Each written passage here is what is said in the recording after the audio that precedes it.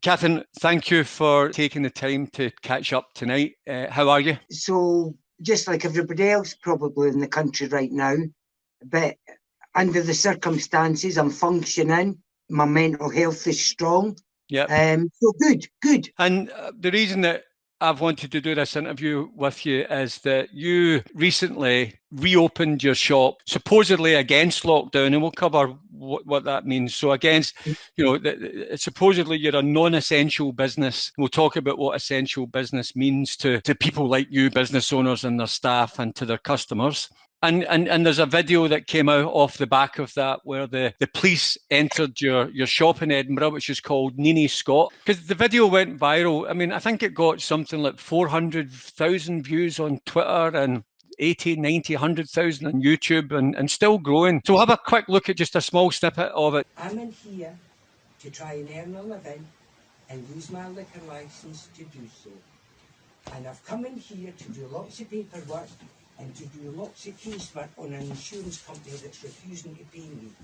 So as a person that still has all the overheads for their business and expected to pay full rent, I'm actually, at 68, I'm under enough pressure without being bullied here. I understand the issues that you're facing as a business, as a small business. You don't. You won't understand, respectfully, you won't understand till the knock comes to your door and your wages stop. That's when you'll understand. Is not Nicola Sturgeon to pay your wages, by the way? Sorry? Is not Nicola Sturgeon to pay your guys' wages? It's her. And I really feel intimidated here. I've got Me too. many now, 3 police officers in here. 4. Which is 4. Yeah, There's the other one is outside, I think. All right. And it's just so over the top. What is it you want to do? Browbeat me and frighten me? Absolutely not. That's exactly what they want to do. Yeah. You want me in tears on the counter? I've been here for 16 years and worked like a navvy to make my business survive. I'm asking you 3 human beings, where is your heart? Where is your common sense? Where is your dignity? And that's just a small snippet of a 2-minute video, and that's what went viral. You know, you're saying to the police, where's your heart? Where's your humanity? Where's your dignity? That's really the essence, I suppose, of what it's all about, isn't it? You know, you're trying to be human. You're trying to run a business. What is that, a crime, running a business? You know, opening your shop, delivering an essential service. I think, as most people have found out, and I've always known it, any job that you do is very much a part of you and your identification of yourself as a human being. If that's taken away, suddenly you're erased a bit as your illusion of yourself. And then added with that you should stay in your house, go out for essential things, ambiguity there once again, what is essential, you kind of feel as if you're being erased as a human being. So your job in life, and especially if you're a sole trader, my store is an extension to my home. And then to have that commandeered and practically trapped behind a counter. When are you talking about? Are you talking about when they came in? Yes. Yeah, you felt it was intimidating, wasn't it? Oh, very intimidating. I was behind the counter, and one man came in and went to the far corner. Another man came in and went to the far corner. And then the police came in and says, get out, this shop's opened illegally. None of the policemen were separated. The 2 customers were totally separated, but the police were really together in a bunch. And it was very threatening, very frightening. And you wonder where you are, because I've never seen the likes of that in my life. Were you worried, Catherine, before you opened your shop? Because you did it sort of in defiance. You wanted to prove that your shop was essential, and it was essential to you, it was essential to your customers, and it's essential to your survival and financially. You know, you're costing you a fortune. Yes, but I've been here for 16 years. I'm a sole trader. I'm part of this community. Yep. From the school at Holyrood Road, a granny picks up 2 kids. Every day from school, every day that I'm in, they'll come in, the 2 children, and they'll come in, they'll speak to Jack. They think it's amazing. That's your wee dog. That's your wee dog you're talking about? Jack, Yeah. So and you've a those wee two dog called kids, Jacobite, and the kids come in to see the dog. every single day. The church, I'm really associated with the church up the road, and they'll pass coming up all dressed in their finery to go to this big occasion to go and sing hymns with the congregation. And they're not there anymore.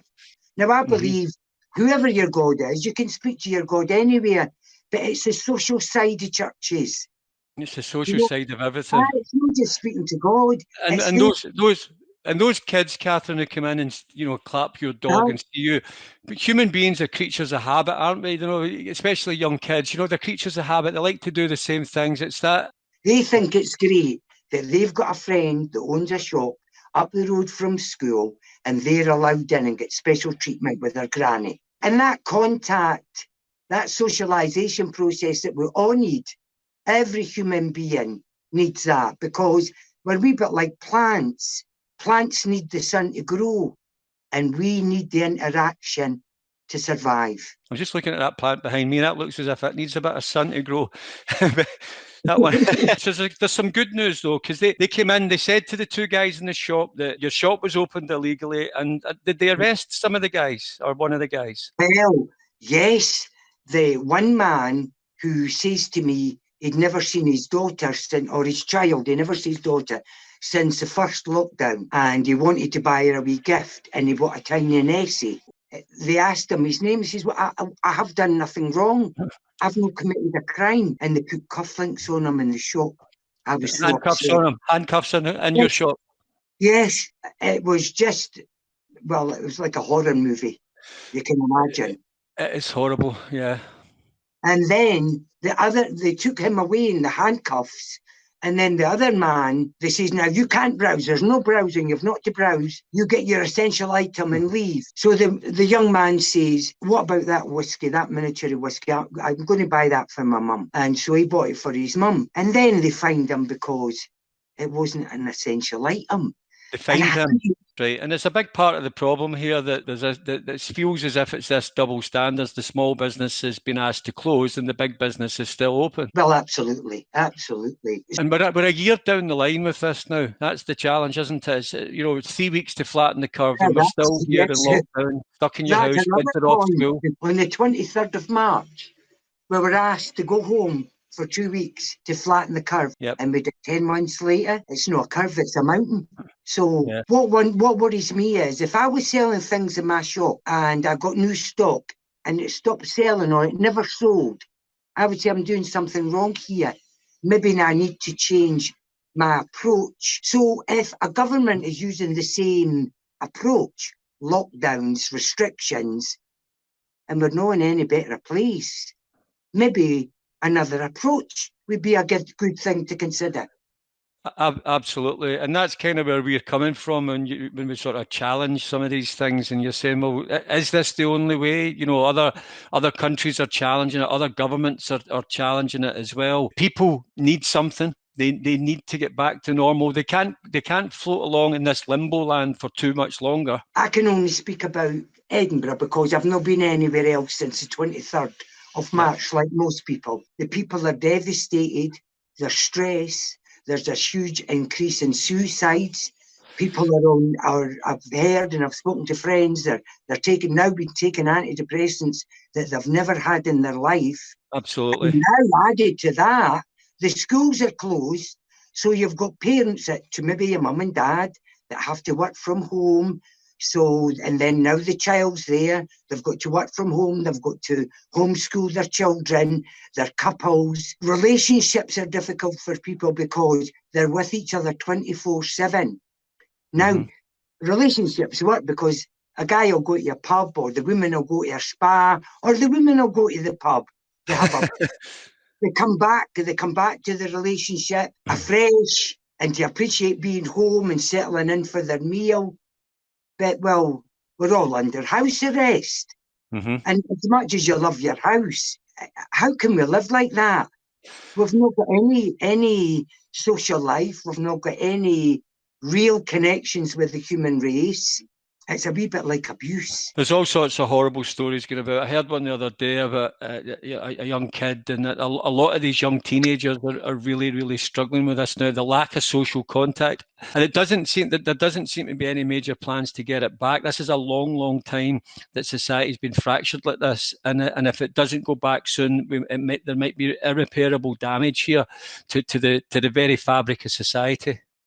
Well, there's two things I'd like to say about that. First is, it's come to my attention that there's a huge increase in 12-year-old children self-harming and turning up in accidents and emergencies.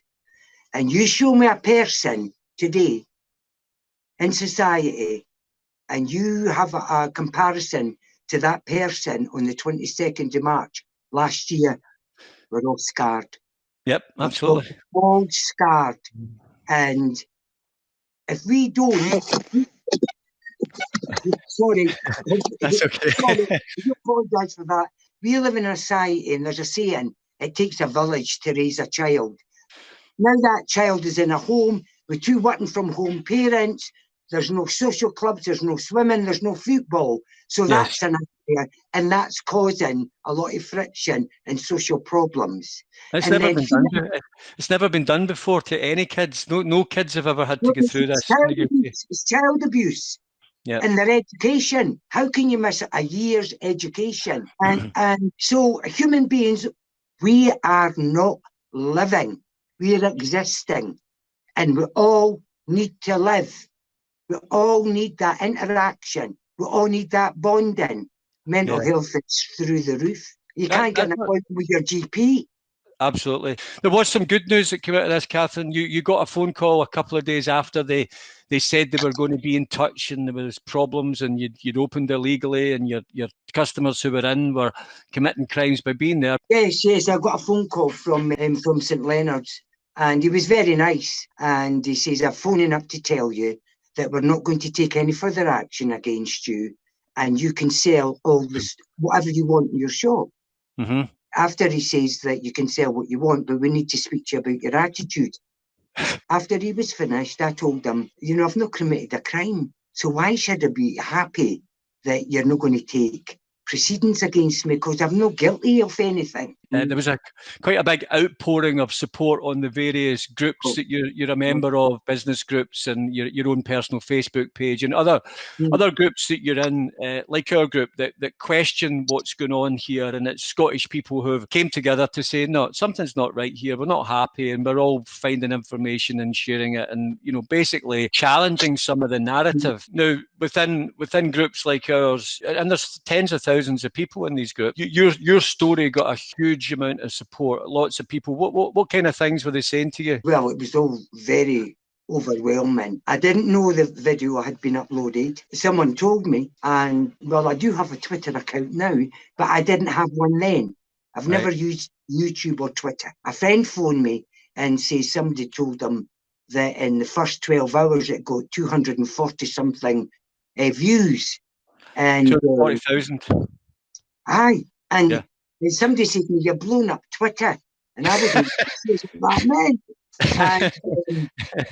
So I was told I'd blown up Twitter. I was trending globally. And I just felt that because I've never been in the public domain in that shape or form, but people were reading me the comments. Oh, I'm so brave. And, I'm not so brave. I'm not brave at all because everybody's got the capacity to find their voice peacefully. Tell people, I'm not having that. Aye. Women have said to me, oh, we want more people like you. You are more like me. You've got the same as me. But the experiences that people have went through, they need to search through that. They need to remember who they are. Mm-hmm. They're Scottish people. We've faced more adversity in our history than most. Yep. And we've risen above it. We've not allowed it. And we should not be living under these restrictions. People need to realise they do have rights. They are human beings. They can't allow themselves, their personality, their finances, their health. They can't allow all of that to be taken away without freedom. Because William Wallace says, you can take my life, but you can't take my freedom, unfortunately. Unfortunately, we've kind of missed the boat a bit on that, haven't we? Haven't we? But it's not the end of the story, Steve, because there's one thing we've got, and it's ours alone. It's our dignity. And we've still got that. And we still need to retain that. Absolutely. And how did you feel when these sort of goodwill messages were being sent to you? Because there were quite a lot of, there was an outpouring actually of messages on our group particularly, and other groups as well, where people were just, I mean, people sent you money in envelopes, didn't they? They just sent you money. I've got them here. I've got them here. Tell me how brave I am and put money in it. And they want to praise me for being brave. And what's brought, for me, what I see is those hurting people, those desperate people, that they would look at a video and think that I was something special. And I'm not. We all have that ability within ourselves, and they're kind. And another thing that I realised was there's millions of people in Scotland that don't want this. Yes. There's millions of people in Scotland that are saying, I want to live. I want to live my life. I want to get back to normal, or back to some kind of normal. Or we don't want a new normal. We want to go back to our lives. And that was very normal, where we all had human bonds and we could cuddle people and you wouldn't have your neighbour moving away from you on the pavement. And and that's the thing that I noticed when I was in your shop. I mean, I was looking around to buy some things from you, and while I was doing that, I was listening. I mean, I'm a salesman and I train people how to sell and things like that as well. And I was listening to you interact with people, and it was just brilliant. You know, you don't get that in Asda, Tesco, or when you go to a shop to buy alcohol, or a local convenience store. You're not the same kind of thing. It's that kind of service, that customer service. It sounded like you didn't even care if somebody bought anything. They were getting 10, 15 minutes of your time anyway. You don't care. And it reminded me of my mum. She used to sell like that as well. And it was a real trip down memory lane. You know, it was just good to hear the good old-fashioned customer service, and that's what's missing. You know, we're creatures of habit. People like to get out and shop, and you know, mothers and daughters and fathers and sons and families going out and walking around the shops and picking up some gifts and doing some things. You know, we can go in and buy alcohol, we can drive through and buy McDonald's. What's wrong with going into a shop like yours, or millions of other shops, or a gym, or all of these things? If they can do them safely, they were opening them months ago. Why can't they do it now? I think the small businesses are being penalised. I think and I don't understand why. A shop like mine keeps people in Scotland working because I stock from Scotland. Well, that's right. Well, this little thing made in Scotland, and it's high quality stuff. You know, it's not Asda's version of that, if they did one, wouldn't be made in Scotland. You know, so and again, people want to support the local community. If the local community was open, the customers are there. I drive home at night in the dark, and my city's buzzing. It's buzzing with couples all meeting out to go out to have a drink, to have a meal, walking up the road hand in hand, happy, and the city's alive. It's like a graveyard if you go out now, and it's so depressing. If you look back to March and we went home for 2 weeks, look at the kind of restrictions we're living under now. How can they be justified when obviously they've been shown not to work? And with regard, you know, the update that you've had, you are open now. You're able to open. Yes, I'm open legally, as I always was. But they were saying to you you're illegal. You've stood your ground with it, and you're basically saying, you know, my shop's open, and it's a great shop. But it'd be lovely to see more businesses arguing at least.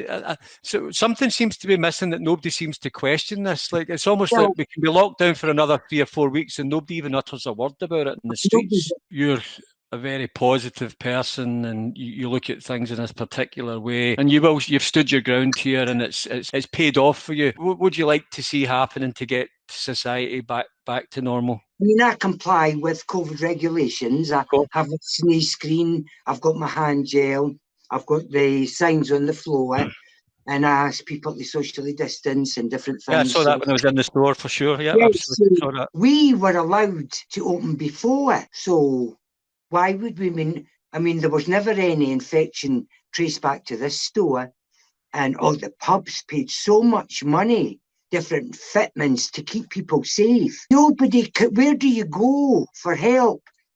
Emotional help to say, please, I'm on my knees, my business is on its knees. I've worked at it for 20 years, 30 years, 2 years. Please discuss with me why it can't be opened. And the Apple shop, Asda, Costco, why could we not be open? Because they're saying we're not essential. I think all local shops are essential. They're essential to you, they're essential to me, they're essential to the owners, they're essential to the neighbourhoods. And all the staff, all the yeah, but I mean, but then these people are sitting at home furloughed. That's fool's gold as well. I mean, can the country afford to sit and pay everybody's wages? Would we not be better with these people back out at work and start getting the communities going again? You know, safely the way they were before. That is a point with the austerity cuts that we've lived with for years. Suddenly there's this abundance of money. I find it my degree is in politics and psychology from Edinburgh University. So the economics of that I've not really quite worked out yet. Yeah. However, the people that are on furlough is set in a fool's paradise, because I think the biggest majority of them will not have a job to go back to. I think there'll be mortgages not getting paid. I think there's huge catastrophes waiting to happen. I went to see a professional. She split with her husband, and she blames these lockdowns and the pressure on couples. Then when we come out of it, and when will that be? I wonder if I'm going to see out the last of my days in lockdown. And they're going to be unemployed, they've got to have financial worries, there will be a huge amount of suicides, and that's on the increase now. The country's in a mess, and it worries me. How do we get back? How do we get back to our normal? Yeah. 22nd of March normal. See, even the Canongate Church, their congregation is 400. There's only allowed 50 in the church at one time, and the Canongate Church is huge. They're not allowed that's in a level 4, isn't it? I mean, I hate even talking about these tier 4s, but in a tier 4, I think you can get 50 in your church. But right now, I think they've closed the churches down altogether. Closed again, and these people are quite aged, and they're being denied. It's just a big world of denying now.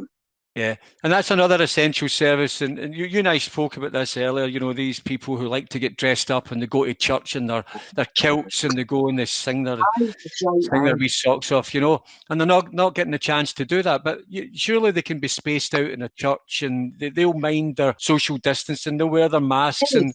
You know, of course. But yet we can all wander around Asda. So there seems to be a lot of hypocrisy and a lot of double standards and a lot of things that are very difficult. And not the questions are not being asked. That's the problem I've got. That Nicola Sturgeon can say Scotland's been locked down to the end of this month. That's another 3 or 4 weeks, and you could be out emptying your bins, and you and your neighbours don't even talk about it. It's not as if the guy says, "Did you see that we've been locked down for another 3 weeks?" It's just accepted.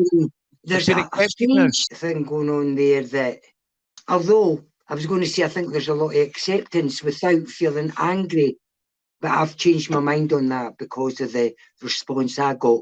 Because every response, and you quoted the figures, it's probably more than 500,000. I think, I don't know, 500,000 of the people, there was not one negative comment. No, there wasn't. No. So I think, because people are maybe a bit meeker, or they think that for whatever reason they're no question, maybe they're not able to sort of investigate themselves and things, that they trust the government, that we are going to get out of this locked in state, being prisoners in their own home, and they're living in hope of that, and they didn't doubt that it's going to happen. But I say, well, when is it going to happen? Yeah. What about all these people? People need their employment for their mental health. Premises all over Edinburgh, rotten, locked up. Yeah, Absolutely. Well, look at these to let signs, you know, the to let signs and for sale signs that are popping up everywhere. I mean, you can't deny that they're appearing everywhere. Who's going to take on, who wants to enter into a 5-year lease on a property in Edinburgh anytime soon? What new tenant's going to take that on and set up a business? You've got no reason to want to make that investment. Absolutely. I've not earned any money in this business since the 23rd of March 2020. But you had a good weekend there when you opened. You get a good. Yes, I've got a shop and I want to take in money because I've got to pay for the stock. But the human interaction for me is very, very important.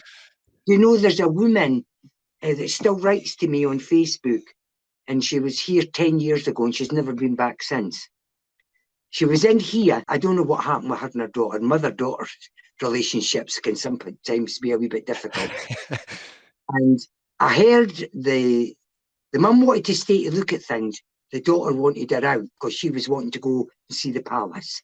And she was quite sharp with her mother.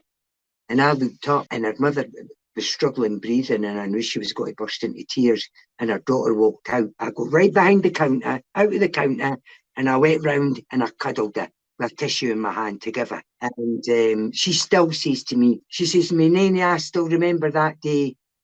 You saved my bacon that day because you came and cuddled me. And she lives in Texas too. So that's what makes us human. I had a child that was born premature in 1986. She was only 4.5 pounds. And she had an incubator. And when she was in the incubator, all the staff had to wear gloves. And Danielle's father and I were the only 2 human beings that got to put our arms and our hands in the incubator and stroke our child, because the nursing profession knows the touch, human hand, bare skin is where human beings get the bonds that bind us. So where's all these 10 months? Yeah, a lot of kids have missed out. We need to be out there living. We need to be out there working. We need our city to come back to life. We'll need our country to come back to life because we're withering. And that's the challenge. Well, listen, Neanie, that's us. I'll call you Neanie as well now, Catherine.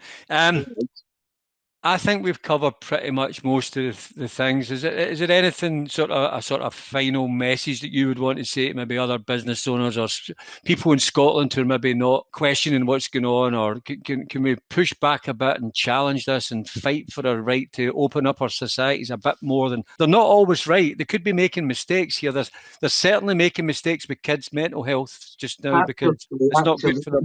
Parents are seeing it. That's child abuse. Pure and simple. And I would challenge anybody on that point. Yep. You just need to look at, what was that psychologist name? Abraham Maslow, the pyramid of human needs. Obviously, the government's never read that. Yep. You need your basic, you need food and water, then you need nurturing. That's what you need. And you need, as I've said before, a child needs a village to bring them up, not just their parents. And that's a socialisation process that makes us humans. The adults enjoy it and the kids are learning, and you can go, kids come in here with their parents, and I make children like my deep voice for some reason.